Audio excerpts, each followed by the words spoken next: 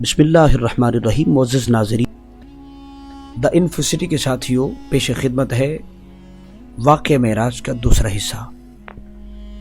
آج کی ویڈیو میں ہم ذکر کریں گے مسجد اقصی سے لے کر عرش اولی اور لامکان تک پہنچنے کا مکمل احوال، اور پھر واپسی پر بارگاہ خداوندی سے تحفہ نماز کے علاوہ اور کیا کیا تحائف عطا ہوئے۔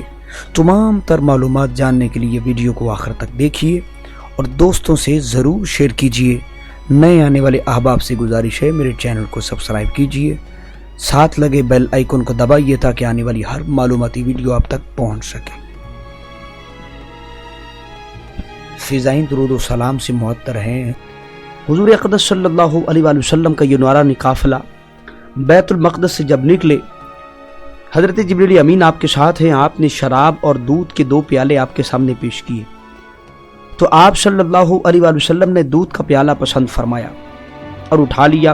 یہ دیکھ کر حضرت جناب جبریل نے عرض کیا کہ آپ صلی اللہ علیہ وآلہ وسلم نے فطرت کو پسند فرمایا، اگر آپ شراب کا پیالہ اٹھا لیتے تو آپ کی امت گمراہ ہو جاتی۔ نورانی قافلہ پوری شان و شوکت سے آسمان کی طرف بلند ہوتا ہے۔ حضرت جبریل آسمان کی جانب بڑھے، آسمان دنیا کے دروازے تک پہنچے، جس دروازے کا نام باب الحفظہ ہے۔ اس دروازے کا دروغہ جناب اسماعیل نامی فرشتہ ہے۔ اللہ تعالیٰ نے اس فرشتے کو یہ منصب عطا کیا کہ 70,000 فرشتوں کا یہ افسر ہے۔ ایک فرشتے کے ماتحت 70,000 فرشتے ہیں۔ یہ اسماعیل نامی فرشتہ حضور کی پیدائش سے قبل آپ کی ملاقات کا مشتاق تھا۔ جب رسول کریم صلی اللہ علیہ وآلہ وسلم آپ کی پیدائش ہوئی، تب سے لے کر آج تک آپ کی ملاقات کا مشتاق ہے۔ جناب جبریل نے دروازہ کھلوایا، پوچھا گیا جبریل سے آپ کے ساتھ کون ہے؟ تو جبریل نے کہا میرے ساتھ رسول کریم نبی آخر الزماں حضرت محمد مصطفیٰ صلی اللہ علیہ وآلہ وسلم ہے۔ اللہ تعالیٰ نے آپ کو بلایا ہے۔ حضور نبی کریم صلی اللہ علیہ وآلہ وسلم معراج کے لیے تشریف لے جا رہے ہیں۔ پہلے آسمان کے دروغہ اسماعیل نے دروازہ کھولا اور کہا مرحبا، مبارک ہے آپ کا آنا۔ آسمان کے تمام فرشتوں نے ملاقات کی۔ وہ فرشتے اس قدر خوش ہوئے کہ جس کی حد کوئی نہیں۔ میرے سرور کائنات صلی اللہ علیہ وسلم پہلے آسمان پر پہنچتے ہیں، ایک بزرگ دراز قد میں بیٹھے ہوئے ملے۔ حضور فرماتے ہیں میں نے دیکھا ان کے دائیں طرف ایک دروازہ کھلتا ہے جس سے نہایت خوشبودار ہوا آ رہی ہے، ایک دروازہ بائیں طرف کھلتا ہے جس سے بدبو آ رہی ہے۔ ان کے دائیں طرف کچھ صورتیں نورانی حسین و جمیل ہیں اور ان کے بائیں جانب بدصورت اور کالی صورتیں ہیں۔ اپنے دائیں طرف دیکھتے ہیں تو ہنس دیتے ہیں، جب بائیں جانب دیکھتے ہیں تو رو دیتے ہیں۔ میں نے جبریل سے پوچھا یہ بزرگ کون ہیں اور یہ 2 دروازے کیسے ہیں، کیا معاملہ ہے؟ عرض کرتے ہیں آقا حضرت آدم علیہ السلام یہ ہیں جو تمام انسانوں کے باپ ہیں۔ ایک دروازہ خوشبودار ہے جو جنت کی طرف کھلتا ہے، دوسرا دروازہ جہنم کی جانب کھلتا ہے جو بدبودار ہے۔ یہ دونوں طرف آپ کی اولادوں کی روحیں ہیں۔ وہ روحیں تو اپنے مقام پر ہیں لیکن ان کا عکس یہاں پڑتا ہے۔ جب جنتیوں کی طرف دیکھتے ہیں تو خوش ہو کر مسکرا دیتے ہیں، ہنس دیتے ہیں، اور جب دوزخیوں کی جانب دیکھتے ہیں غمگین ہوتے ہیں اور رو پڑتے ہیں۔ خاتم الانبیاء صلی اللہ علیہ وسلم ان کے پاس گئے، سلام کیا۔ حضرت آدم علیہ السلام نہایت خوشی کے ساتھ خندہ پیشانی سے آپ کا استقبال فرمایا، سلام کا جواب دیا اور کہا اے میرے بیٹے مبارک ہو، آپ کا آنا مبارک، مرحبا۔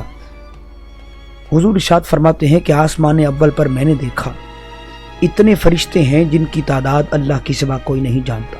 تمام کے تمام صفیں بنا کر قیام میں کھڑے ہیں، کچھ خشوع و خضوع کے ساتھ سر جھکائے کھڑے ہیں اور اللہ کی حمد اور تسبیح بیان کر رہے ہیں۔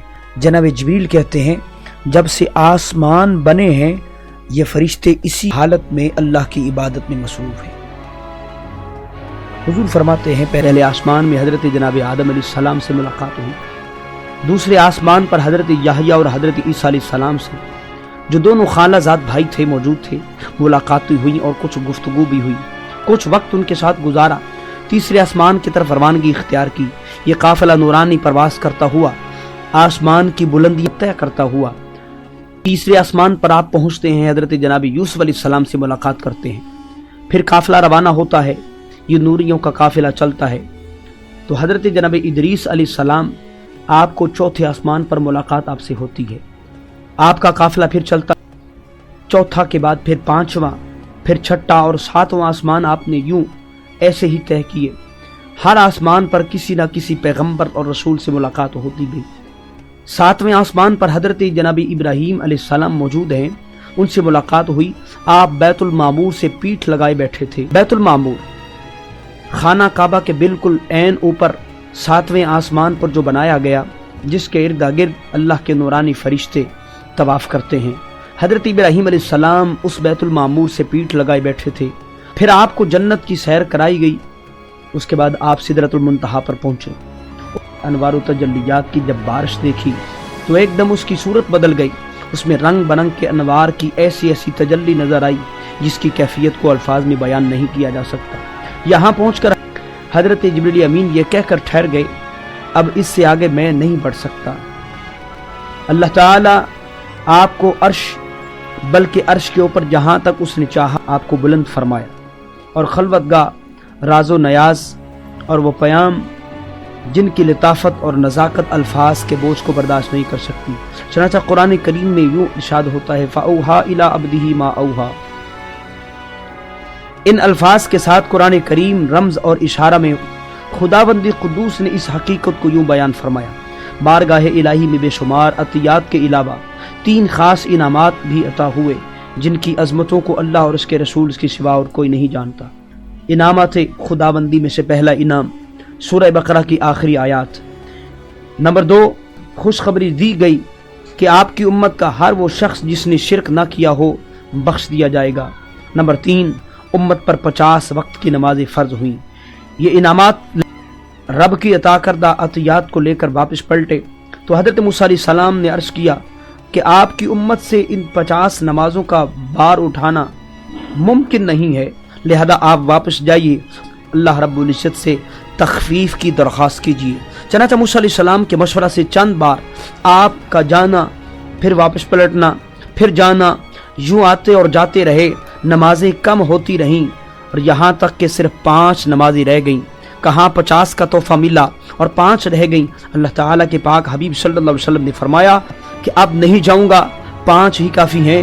تو رب ذوالجلال نے فرمایا اے میرے حبیب، میرا قول بدلتا نہیں ہے، اے میرے محبوب، آپ کی امت کے لیے یہ 5 نمازیں بھی 50 ہوں گی۔ نمازیں تو 5 ہوں گی مگر آپ کی امت کو ان 5 نمازوں پر 50 نمازوں کا اجر اور ثواب عطا کیا جائے گا۔ پھر آپ عالم ملکوت کو اچھی طرح سید فرما کر اور اللہ رب العزت کی نشانیوں کا معائنہ و مشاہدہ فرما کر آسمان سے زمین کی جانب آنے لگے۔ آپ کا قافلہ بیت المقدس میں پہنچا۔ جیسے ہی بیت المقدس میں داخل ہوئے، براق پر سوار ہو کر مکہ مکرمہ کے لیے روانہ ہوئے۔ راستے میں آپ نے بیت المقدس سے مکہ تک تمام منزلوں اور قریش کے قافلوں کو بھی دیکھا۔ ان تمام مراحل کے طے ہونے کے بعد آپ مسجد حرام میں پہنچ کر، چونکہ ابھی رات کافی باقی تھی، آپ سو گئے۔ صبح کو بیدار ہوئے۔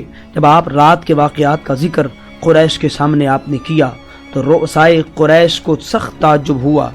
بعض بد باطنوں نے آپ کو جھوٹا بھی کہا، بعض نے مختلف سوالات کیے، چونکہ اکثر رؤسائے قریش نے بار بار بیت المقدس کو دیکھا تھا اور یہ بھی جانتے تھے کہ آپ کبھی بھی بیت المقدس نہیں گئے، اس لیے امتحان کے طور پر لوگوں نے آپ پر سوالات کی پچھاڑ کر دی۔ بیت المقدس کے در و دیوار کیسے ہیں، ان کے محرابوں کا رنگ کیسا ہے، ان کے محرابوں کی بناوٹ کیسی ہے۔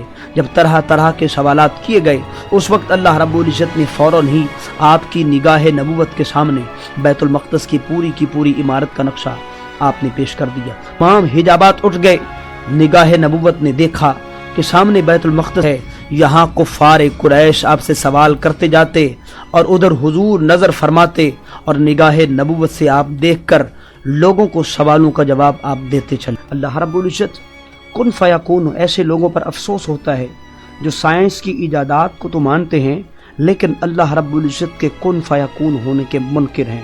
تمام معلومات سے ثابت ہوا معراج کی رات حضور اقدس صلی اللہ علیہ وآلہ وسلم کا چند لمحات میں زمین و آسمان اور جنت و دوزخ کی سیر کرنا اور پھر اللہ رب العزت کے دیدار سے مشرف ہونا، یہ معجزہ معراج کہلاتا ہے، جس کو ماننا ایمان کا حصہ ہے۔